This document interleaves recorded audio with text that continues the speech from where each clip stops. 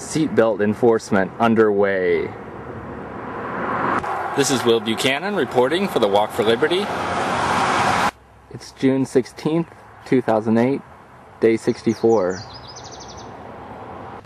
We are rapidly approaching a point of no man's land as far as internet connectivity. When we passed through the Lewiston-Clarkston area, we had plenty of opportunity to access the internet for several days. We're getting to a place, though, where internet access points are few and far between. So far, Brooke has been in charge of deciding where to park our RV at night. From her research, she discovered there's an approximately 100-mile stretch in Idaho which doesn't seem to have any RV parks, and which might mean there's also no Wi-Fi access. And we certainly won't have cell phone internet connectivity there. In fact, I've already lost the ability to access the internet via my cell phone.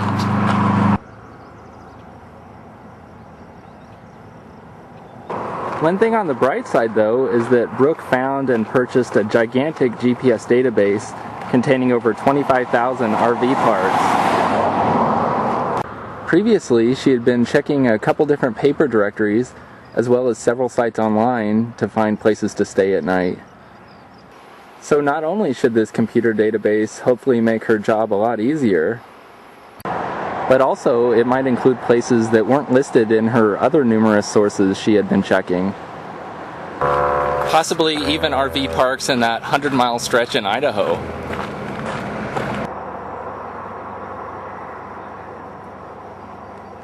One thing I'm excited about is that I'm receiving my new camcorder today, which I ordered through amazon.walkforliberty.com.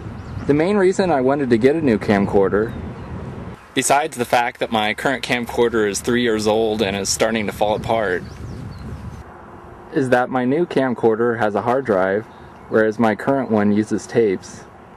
That should make it a lot easier for me to process videos and get caught up from the 10 or 11 days behind I am currently at that. Incidentally, if you do any of your shopping at Amazon.com and would like to help support the Walk for Liberty by not having to pay anything extra, then use the link Amazon.walkforliberty.com. You'll pay the same great Amazon prices, but the Walk for Liberty will receive a percentage of your purchase. That's Amazon.walkforliberty.com.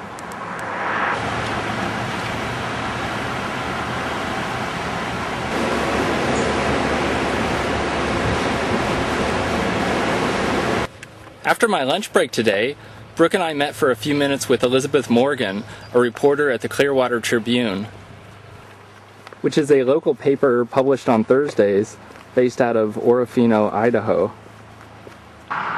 She seemed really excited about our walk and the Free State Project, and I wouldn't be surprised if there's an article about us in that paper on Thursday. I also spoke on the phone with a reporter for the Clearwater Progress, based out of Kamei. I'll be meeting with him tomorrow to discuss our story. I'm really happy about the apparent success we've had recently in attracting media attention. In light of that, it's easy for me to wonder why I didn't previously make more of an effort to attract more media attention. It could be that I felt discouraged at being shot down by the sources that we did try to contact. And perhaps at that point, the Walk for Liberty hadn't gained the critical mass necessary of logging enough miles for the media to take us seriously. In any case, it's helpful to keep reminding myself of a subject that I had discussed in an episode several days ago. That what's in the past is in the past, and it doesn't make sense to worry about it since you can't change it anyway. One trick I find useful is to think about a past version of me as a completely different person.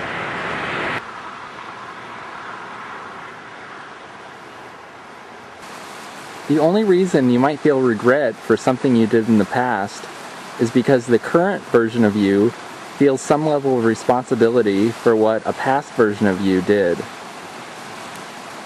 However, the current version of you bears no more responsibility for what a past version of you did than the current version of you bears for, say, something a friend of yours did.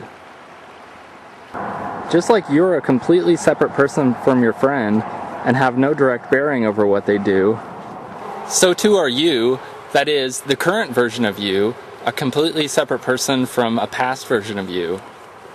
If you think about it, you probably have different knowledge, experiences, and beliefs than a past version of you. And in the same way, you also can't control what a past version of you did. Now, I'm not talking about this in any sort of a legal or moral sense. Some people, if they knew they wouldn't be held accountable for what past versions of them did, might do bad things, knowing that their current version wouldn't get in trouble for it. However, as a tool for not regretting things that you've done in the past, it makes a lot of sense to think of a past version of you as a completely separate person from you. Between my earlier walk and now, I walked just over 11 miles. Here are my GPS coordinates. I'm unboxing my new Canon HT10 camcorder, which I received today. And here's the new camera itself in all its glory. Unfortunately, the camera got broken really easily. I had taken it out of the box and was trying it out, including the zoom toggle, when all of a sudden the zoom toggle just snapped. And indeed, if I zoom it to telephoto, it gradually goes back out to wide angle. So unfortunately, it doesn't look like I'll be able to start using it yet, since I'll have to return it. This is Will Buchanan for blog.walkforliberty.com, signing out.